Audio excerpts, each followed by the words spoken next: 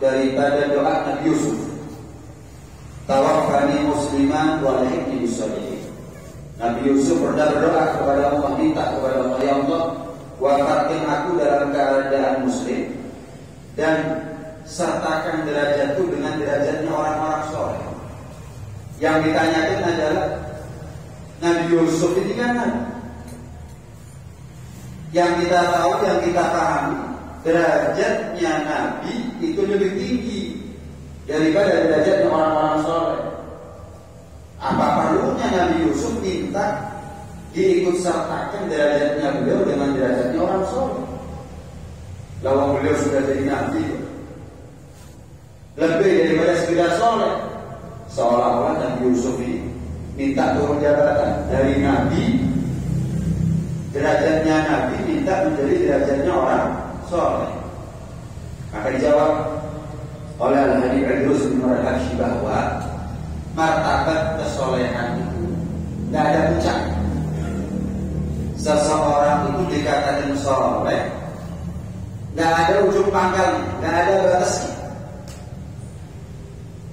Sekalipun Nabi, bukan berarti kenabian itu, status kerisalahan seorang Nabi, seorang Rasul tidak bisa ditambahi dengan kesolehan. Orang itu dikatakan soleh minimal muslim. Derajat minim seseorang dikatakan soleh adalah muslim. Sebagaimana ulama ketika menafsirkan hadis waladun solehun yad'ulah, anak Adam manusia kalau meninggal dunia terputus semua amalnya kecuali 3 perkara. Yang pertama, sedekah jariyah. Yang kedua, ilmu yuntafa'u bih, ilmu yang diambil manfaatnya. Dan yang ketiga adalah anak yang soleh yang mendoakan kedua orang tuanya. Anak yang soleh maksudnya gimana? Sebagai ulama mengatakan anak yang muslim. Selagi orang tua meninggal memiliki anak yang muslim, maka anak muslim itu bisa mendoakan kedua orang tuanya. Dan setiap seorang hamba kapan mendapatkan kelebihan, fadilah, keutamaan, keistimewaan setelah Islam, kita muslim, berarti kita soleh. Tapi derajat yang paling bawah. Kita ini muslim semuanya, berarti kita orang soleh semuanya. Tapi derajat yang paling bawah. Nah, kalau kita naik derajatnya, kedudukan kita di sisi Allah Subhanahu wa taala naik, maka tingkat kesolehan kita ini gak akan ada ujung pangkalnya. Naik terus, naik terus, naik terus. Contoh Rasulullah SAW, gak ada yang lebih soleh melebihi kesolehan Habibuna Muhammad Sallallahu Alaihi Wasallam. Tapi saya mau tanya, ketika kita melakukan satu ketaatan, satu amal soleh, satu ibadah, saya mau tanya, Rasulullah ada pahala juga? Sudah jadi Nabi, bahkan paling afdalnya Nabi. Kalau kita naik derajatnya, maka Rasulullah juga naik derajatnya. Sampai kapan ini? Gak ada ujung pangkalnya, gak ada batasnya. Pokok aja di Tuhan. Kalau kita soleh, tapi gak mungkin jadi malaikat, gak mungkin jadi Nabi. Jadi Nabi Yusuf minta, ya Allah ikut sertakan aku wa alhiqni bis-shalihin, dengan orang-orang soleh. Bukan minta turun jabatan, bukan sudah jadi Nabi, nyatain. Minta disertakan derajatnya dengan orang soleh kepada Allah. Enggak. Seharusnya kan cukup jadi Nabi. Enggak. Nah, itu bisa menjadi soleh, menjadi soleh, menjadi soleh. Karena ketika dia punya derajat di sisi Allah lebih mulia dari sebelumnya, lebih tinggi dari sebelumnya, naik terus derajatnya di sisi Allah Subhanahu wa taala. Makanya ada dikatakan mukminun soleh, mukmin yang soleh. Ada dikatakan wali yang soleh. Ada yang dikatakan nabi yang soleh. Jadi sifat soleh itu bisa mengena kepada mukmin, kita bisa mengena kepada wali, bisa menambahkan kepada Nabi. Sebagaimana ucapan para Nabi ketika Rasulullah SAW Mi'raj. Setiap Nabi ketika berjumpa dengan Rasulullah SAW, Nabi Adam, Nabi Ibrahim, Nabi Musa, Nabi Idris, Nabi Isa dan seterusnya, selalu mereka semuanya menyambut kedatangan Rasulullah dengan marhaban bin nabiyyi shalih wal akhi shalih. Selamat datang wahai nabi yang saleh dan saudara yang saleh. Apa yang perlu kita bahas? Pertama, kapan kita punya iman, berarti kita sudah punya modal untuk menjadi wali. Kapan kita punya iman, berarti kita sudah punya modal untuk menjadi orang soleh. Keislaman kita, keimanan kita derajat yang paling bawah daripada derajat orang-orang soleh. Cuman orang itu kapan punya modal, sepatutnya diputar untuk cari untung. Tapi kalau modal itu nggak diputar, habis, akhirnya minus, rugi nanti. Begitu juga dengan iman, manfaatin iman, modal yang besar di iman. Keislaman, keimanan kita di modal, putar, dimanfaatkan. Biar apa? Bukan cuma sekedar menjadi orang soleh paling bawah. Tambah umur, tambah naik derajatnya di sisi Allah Subhanahu wa Ta'ala. Tambah umur, tambah soleh, tambah umur, tambah naik, tambah umur, tambah mulia. Kemuliaan ketika kita ada di dunia itu menentukan kemuliaan kita nanti di akhirat. Sesoleh apa kita di dunia menentukan nasibnya kita nanti di akhirat.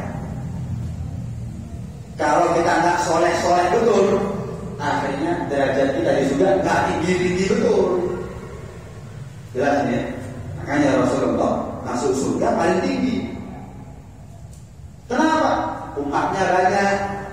Kapan mereka menjadi orang soleh, menjadi muslim, mukmin, taat, ibadah, naik derajatnya Nabi.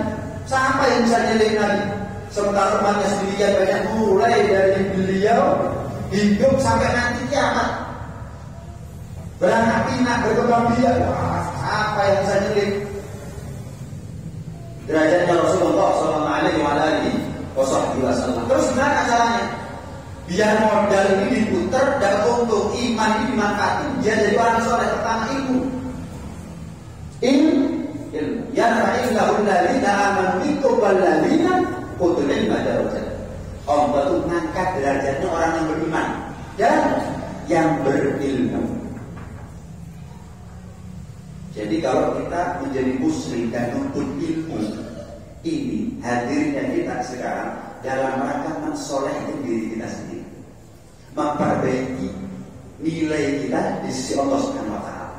Kita hadir pengajian ini dalam rangka nyari untuk muter modal memanfaatkan iman agar kita nanti di akhirat darajat naik derajat dari sisi Allah Subhanahu wa Ta'ala.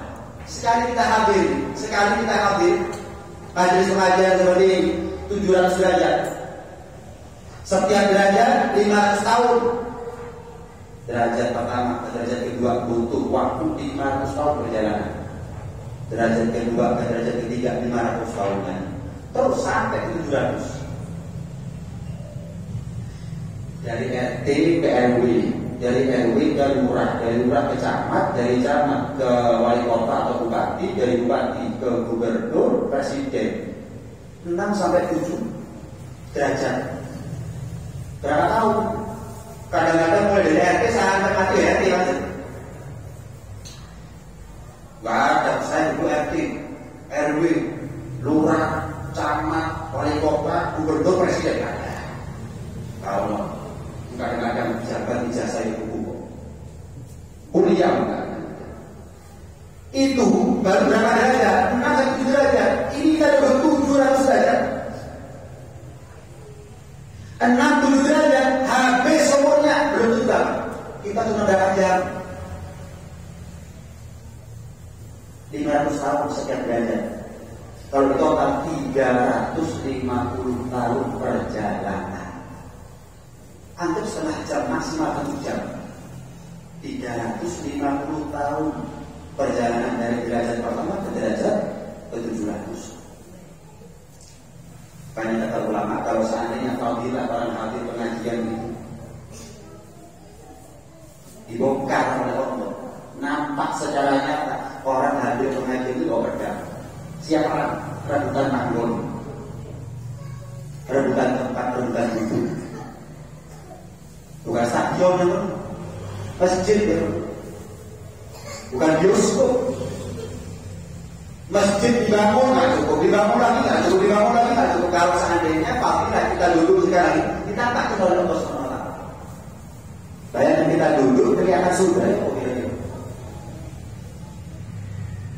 Makanya, jangan nanti beruntung. Yang hadir pengajian sama yang hadir pengajian dari bagaimana?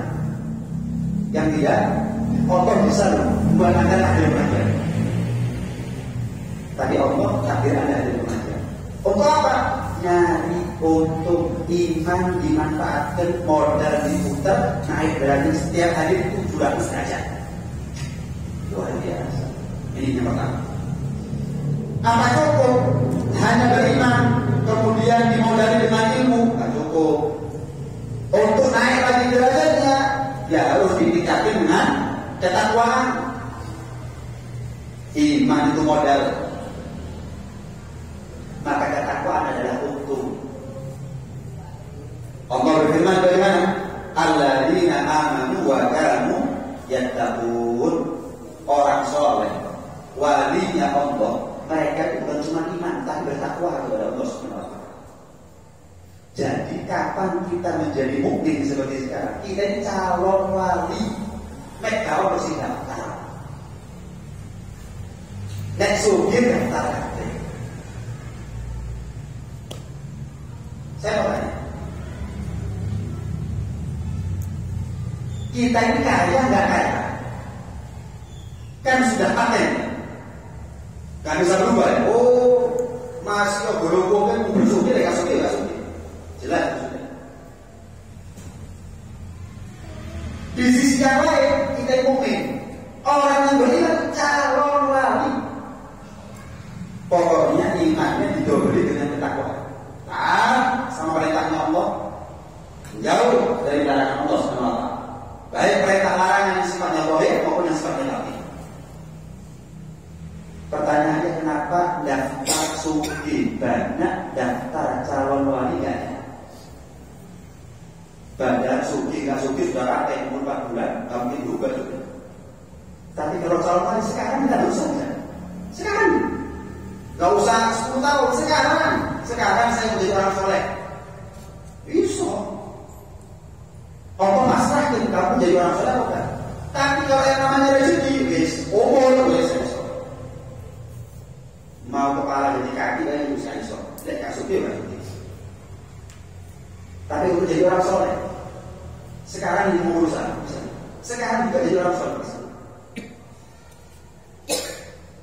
Alladzina amanu wa kanu yattaqun, beriman dan bertakwa kepada Allah Subhanahu wa taala.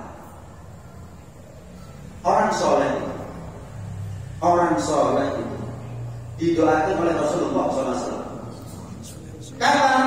Ketika beliau ada di Sidratul Muntaha berhadapan langsung dengan Allah Subhanahu wa taala. Assalamualaikum warahmatullahi wabarakatuh. Jadi orang soleh itu didoakan Nabi di depan Allah di Sidratul Muntaha. Gak ada yang daftar. Gak ada yang daftar. Didoakan Nabi di depan Allah di Sidratul Muntaha. Kalau tidak daftar.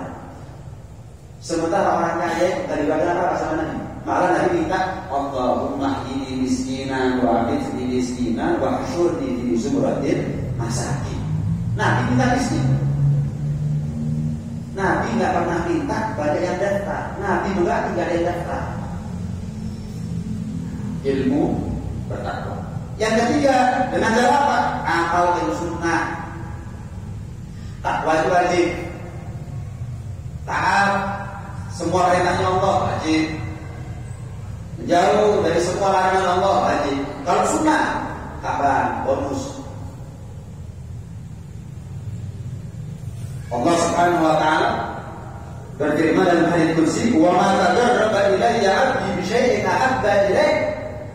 Tidaklah seorang hamba mendekatkan dirinya kepada aku dengan sesuatu, dengan amalan yang lebih aku cintai, ahabba ilayya mimma aftaratuhu alaih, lebih daripada yang fardu. Ibadah fardu ibadah paling dicintai ya Allah. Tapi orang melaksanakan ibadah fardu, ibadah wajib cuma nyaur utang namanya. Ibadahnya dicintai, tapi dirinya belum tentu dicintai oleh Allah Subhanahu wa taala.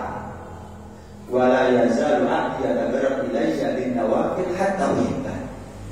Tapi orang yang dicintai oleh Allah adalah orang yang senantiasa meninggikan derajatnya di sisiku dengan sunnah-sunnah. Fa idza ahbabtu, dan jika sudah aku cintai itu hamba, aku menjadi pendengarannya, aku menjadi matanya, aku menjadi tangannya, aku menjadi kakinya. Artinya apa? Matanya dijaga oleh Allah, telinganya dijaga dari apa yang haram, mulutnya dijaga dari apa yang haram, tangan kakinya dijaga dari apa yang haram. Tuhan, makanya wali itu pernah dengar Imam Syafi'i berbuat dosa, pernah dengar Imam Malik berbuat dosa, pernah dengar Imam Haddad berbuat dosa, pernah dengar Kiai Hamid berbuat dosa, pernah dengar? Padahal orang-orang itu salah didik mesti kagak. Bukan nabi kok, bukan malaikat, pasti pernah dosa.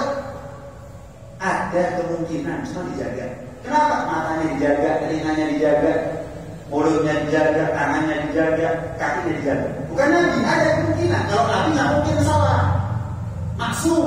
Tapi kalau selain nabi, para orang soleh, orang-orang wali min auliyaillah, mereka adalah mahfudin, orang-orang yang dijaga oleh Allah Subhanahu wa taala, dituntun, dibimbing, yakin oleh Allah Subhanahu wa taala. Nah, kalau sudah dituntun, dibimbing sama Allah, ya semuanya jadi gampang.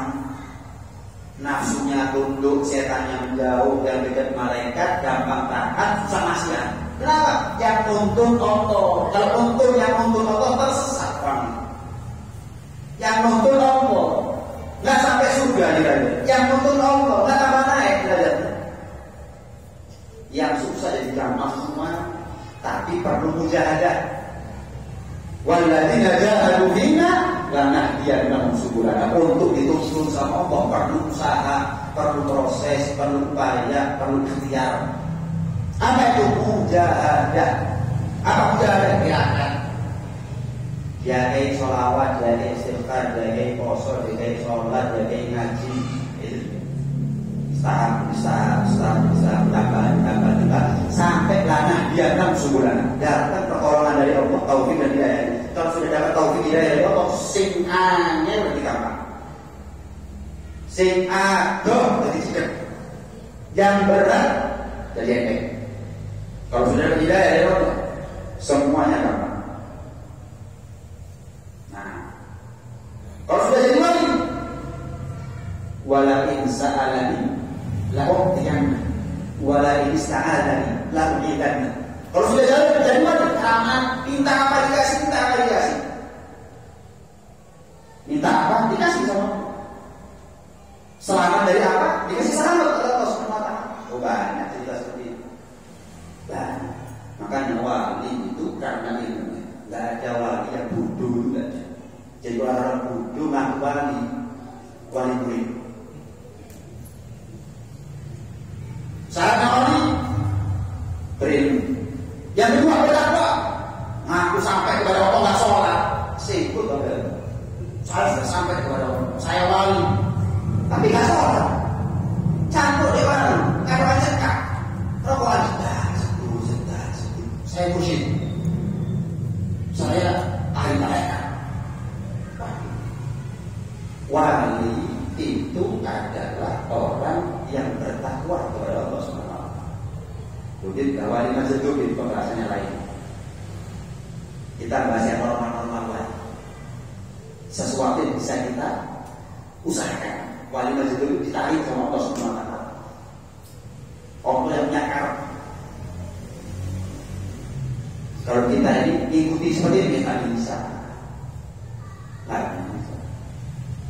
Paham ya? Ilmu bertakwa istiqomah sama yang sunnah. Wali nggak jadi wali kecuali yang sunnah dianggap wajib. Ngerosot dosa kata meninggal sunnah. Sumpah kalau meninggal sunnah itu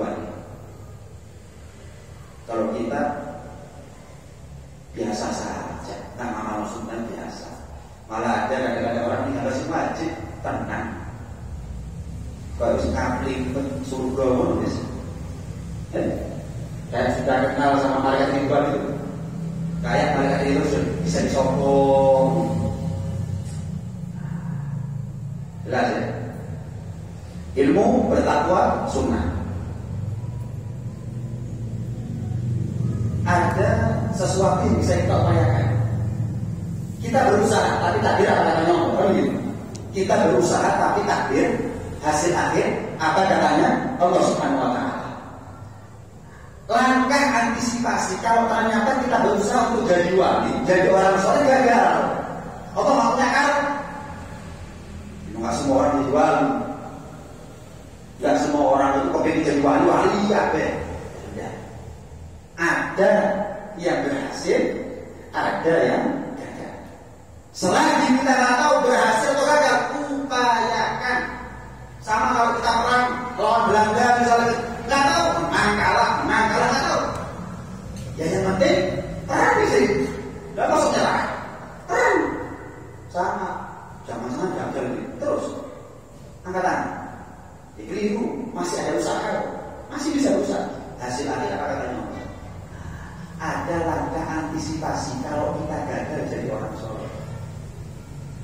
Kalau kita gagal jadi orang soleh, jangan sampai nggak cinta sama orang soleh. Tuh, itu terakhir.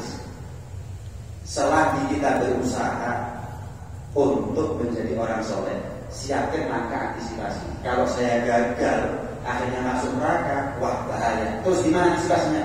Jangan sampai saya benci su'udon kepada orang soleh. Saya harus cinta kepada orang soleh. Cinta kepada orang soleh, memandang wajah mereka, mendengar kisah hidupnya mereka, itu nikmat, melebihi kenikmatan orang yang lapar makan, orang yang ngantuk tidur, orang yang haus minum. Kata Allah Habib ada kasyina lagi, ma yusallil khawatir illa al-mudzakarah fi ahwal dunya. Tidak ada yang bisa membuat enak jiwaku kecuali mudzakarah, membahas tentang kisah hidupnya orang-orang soleh. Itu ayat harusnya. Kita lebih wajib, lebih patut untuk membahas kisah hidupnya orang-orang soleh agar enak jiwanya kita. Ada kenikmatan jasmani, ada kenikmatan rohani. Yang kita cari kenikmatan jasmani. Padahal kalau kita cari kenikmatan rohani, lebih nikmat daripada kenikmatan jasmani. Kenikmatan jasmani ada batasnya. Kapan roh yang nikmati, apalagi kapan mati. Tapi kalau kenikmatan rohani, dunia sampai akhirat. Dunia sampai akhirat. Yang diupayakan cari kenikmatan rohani. Dengan apa? Pelajari kisah hidupnya orang-orang soleh. Kata sebagian ulama, cerita orang-orang soleh ke jundun bin junudillah, bala tentara daripada pasukan-pasukannya Allah. Jadi untuk membangkitkan jiwa, kasih semangat kita ini, Allah menceritakan kisah-kisah. Bahkan Rasulullah SAW saja dalam Al-Quran banyak dikisahkan oleh Allah tentang kisahnya para nabi. Tujuannya apa? Kullan nagussu 'alaika min amba'ir rusul ma nutabbitu bihi wa'ada. Allah ceritakan kisahnya para nabi. Bahkan nabi-nabi yang diceritakan oleh Allah tidak lebih mulia daripada Rasulullah. Tentu Allah ceritakan kepada Rasulullah agar hatinya Nabi jadi hati yang kokoh, hati yang kuat. Siapa yang dibutuh kepada kekokohan dan kekuatan hati? Apakah Rasulullah dulu? Kita yang dibutuh. Kalau Rasulullah dicintai Nabi, ya kita lebih butuh sama ceritanya orang-orang soleh daripada Nabi butuh kepada ceritanya para nabi. Kalau Rasulullah nggak pakai ceritanya Nabi, ya untung sudah Allah. Anda bagi Rabbi fa'asana, tadi di Allah sudah mendidik aku dengan sebaik-baiknya dirikan. Nggak butuh Rasulullah kepada ceritanya para nabi. Tapi tetap Allah menceritakan kisahnya orang-orang soleh terdahulu sebelum Rasulullah SAW. Apalagi kita yang masih menggok-menggok, mencang-mencong, kejeglong-kejeglong, kejegal-jegal, kesandung-sandung. Wah, lebih butuh untuk mendengar kisahnya orang-orang soleh. Kita ini kalau duduk sama orang soleh,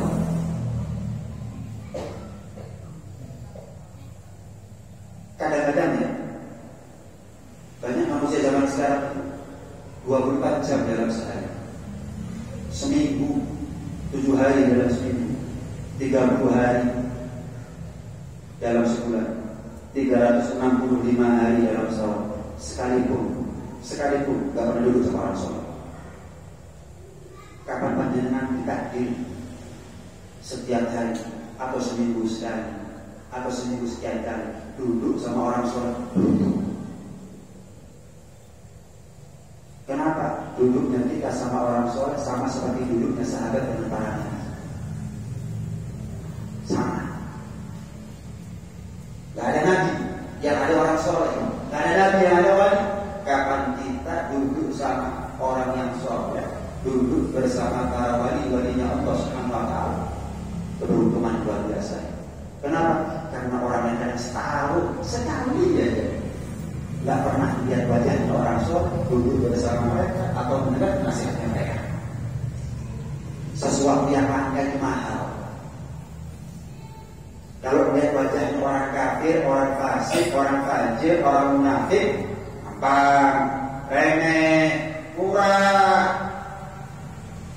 Tapi kalau lihat wajahnya orang soleh, hilangkan. Kapan panjenengan punya kesempatan, jangan disia-siakan. Belum tentu besok-besok kita ketemu lagi, kumpul lagi, ketemu nasihatnya lagi. Belum tentu kita berencana Allah kasih takdir. Kapan sehat? Kapan mampu? Jangan disia-siakan. Al-Habib Ahmad bin Zaid Al-Habsyi setiap hari selama 40 tahun jalan kaki 49 kilo untuk ketemu kepada Imam Al-Haddad Syaikhul Rafiq. Al-Habib Ahmad bin Muhammad Al-Habsyi Sahibul Syaikh, murid daripada Syekh Abu Bakar bin Salim, dari Husaisah ke Inan, itu jalan sejauh 41 km. Untuk apa? Pulang bawa duit. Untuk apa? Duduk bersama orang soleh. Duduk bersama orang soleh. Kenapa kalau duduk sama orang soleh itu enak? Kita ini kapan sakit, kadang-kadang pergi ke dokter, bukan bilang sakit di hormon. Tapi kalau kita punya masalah duduk sama orang soleh, ini langsung. Ya. Kenapa? Karena mereka adalah la khaufun 'alaihim wa la hum yahzanun. Karena mereka orang-orang soleh adalah orang-orang yang tidak punya rasa takut. Dan mereka tidak ada kesedihan. Paling enak kumpul sama orang yang senang kok. Paling enak kumpul sama orang yang ada rasa takut. Tapi kalau kita kumpul sama orang yang sabar, sumpah. Tapi kalau kita kumpul sama orang yang punya rasa sedih, nggak punya rasa takut akan duniawi, ya? Takut neraka aja. La khaufun 'alaihim wa la hum yahzanun. Kumpul sama mereka enak, nikmat.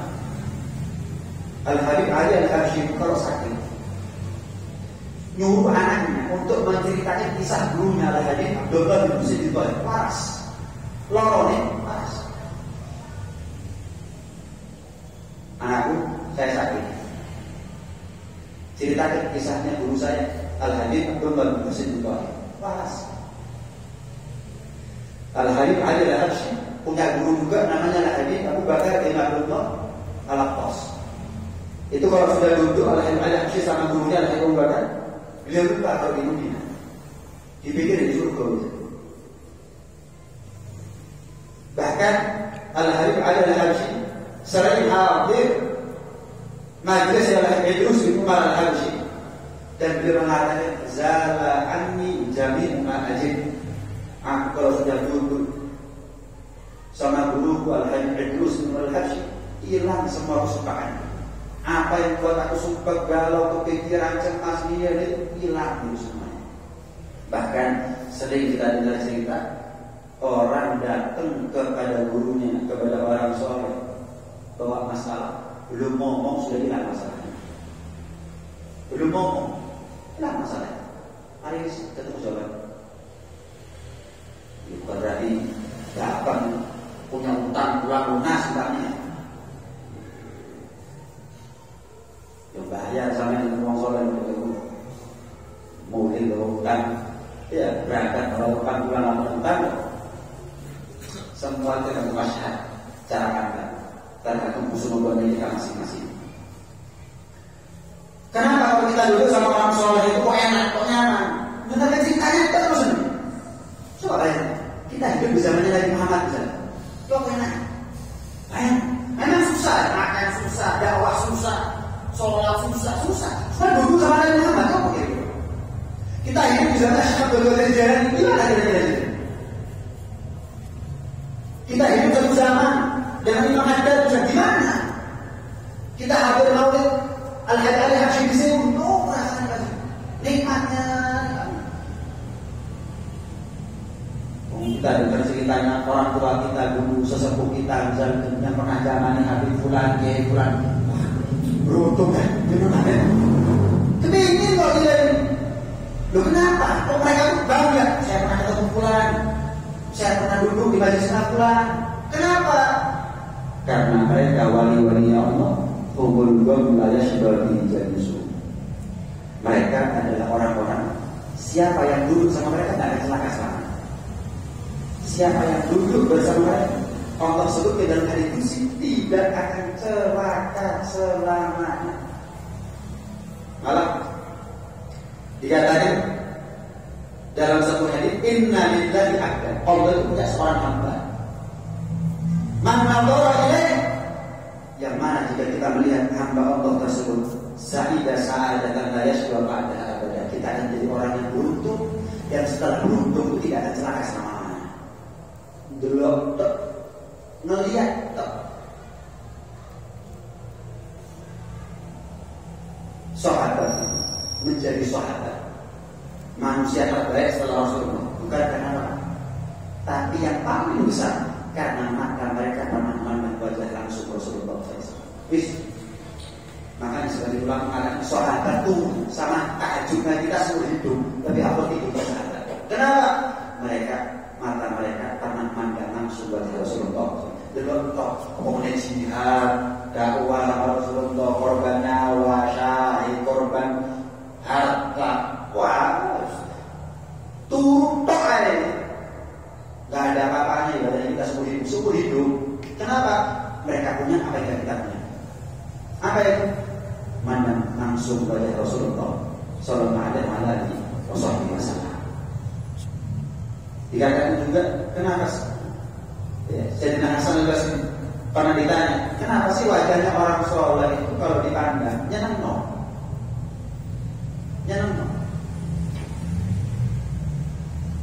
Dikatakan oleh Sayyidina Hasan al-Basri, fa'innahum khalau bi rabbihim fa'albasahum nuran min nur. Karena mereka orang-orang soleh itu kalau malam khalwat sama Allah, bermesraan dengan Allah Subhanahu wa taala, sehingga Allah kenakan, Allah pakaikan kepada wajahnya mereka nur daripada nur Allah Subhanahu wa taala. Nur daripada nur Allah Subhanahu wa taala. Sehingga kalau kita melihat mereka itu delok tok seni. Melihat idaruhu dzikra Allah. Kalau bisa dipandang, buat kita ingat kepada Allah Subhanahu wa taala. Kalau dipandang, buat kita ingat kepada Allah Subhanahu wa taala dan memandang wajahnya orang soleh. Dalam sebuah riwayat dikatakan lebih afdal daripada ibadah setahun. Kenapa? Ibadah setahun begitu sampai kepada umur itu. Sholat bertahun-tahun dia. Mulai takbir sampai sama dengan mati malah. Sholat malah lagi. Tapi kadang-kadang kan lihat bacanya orang sholat langsung ini langsung ingat sama Allah Subhanahu wa taala. Kadang-kadang kita melihat ada yang misalnya orang-orang sholat, ya Allah tutup dia ya kok kanjeng Nabi.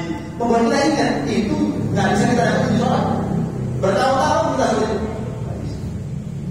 Ya bahkan man ro'ahu, beruntung orang yang pernah ketemu sama orang soleh, dan beruntung orang yang pernah ketemu dengan orang yang pernah ketemu dengan orang soleh. Subhanallah. harus ketemu langsung, tapi ketemu sama orang yang pernah ketemu langsung dengan orang soleh itu juga merupakan keberuntungan. Pernah di zaman Syekh Abdul Qadir Jilani ada satu orang matinya suul khotimah. Maka Syekh Abdul Qadir Jilani didatangi keluarganya, minta tolong disyafaati saudara saya ini. Tanya Syekh Abdul Qadir Jilani, pernah hadir pengajian saya? Orang ngasih syafaat harus ada latar, harus ada sebab. Tanya Syekh Abdul Qadir, pernah hadir pengajian saya? Enggak. Mungkin namanya sama dengan saya? Enggak. Ditanya, ini enggak, itu enggak, ini enggak, itu enggak. Cuman ada satu keluarganya ngomong, cuman Syekh Abdul Qadir, ketika Anda dan murid-murid Anda melewati satu jalan, kemudian debu itu mengepul, karena ketika Anda naik kuda bersama murid-muridnya, debu itu mengepul, dia pernah melihat debu dari kaki kudanya Anda dan murid Anda. Oh ya, bisa syafaat ya. Semua harus ada syafaat, semua itu harus ada langkah. Sampai akhirnya dia meninggalnya husnul khotimah. Sampai akhirnya, ya. Imam Haddad butuh 60 tahun sampai ngomong, bahwa asaki imuttu min qabli an arawjuhan alaiha nuru ilmi wa khusyah. Nyesel kalau saya ini mati sebelum pernah memandang wajahnya orang-orang yang di dalam wajah mereka tersimpan nur ilmu dan nur ketakutan kepada Allah Subhanahu wa taala. Nur ilmu dan juga nur khusyah. Karena itu hadirin hadirat sekali dirahmati Allah Subhanahu wa taala, musahabatul rijal na'imul khuldi fi daril fana. Dalam satu qasidah Imam Haddad mengatakan bahwa kumpul bersama orang-orang soleh adalah kenikmatan abadi di dunia yang fana. Nikmatnya abadi, walaupun kita dapat kenikmatan itu tidak ada di fana, di dunia yang fana. Kayak cari orang soleh yang kalau kita lihat mereka kita jadi ingat kepada Allah, jadi ingat sama dosa-dosa kita, jangan pernah lepas lagi. Imam Syafi'i mengatakan kalau punya teman yang soleh saja jangan dilepas, apalagi kalau punya guru yang soleh jangan pernah dilepas. Kandol, cetelon, kemana tadi, selagi bisa, selagi ada kesempatan, selagi kalau perlu ngesok. Kenapa? Ini kesempatan belum tentu berulang besok hari. Mudah-mudahan Allah takdirin kita ketemu dengan orang-orang soleh. Allah beri kita menjadi sakinah kepada bumi orang-orang soleh, dan mudah-mudahan kita masuk dalam mereka yang takdir untuk bisa kumpul dengan orang soleh di dunia sampai dari akhirat. Amin ya rabbal alamin. Rabbana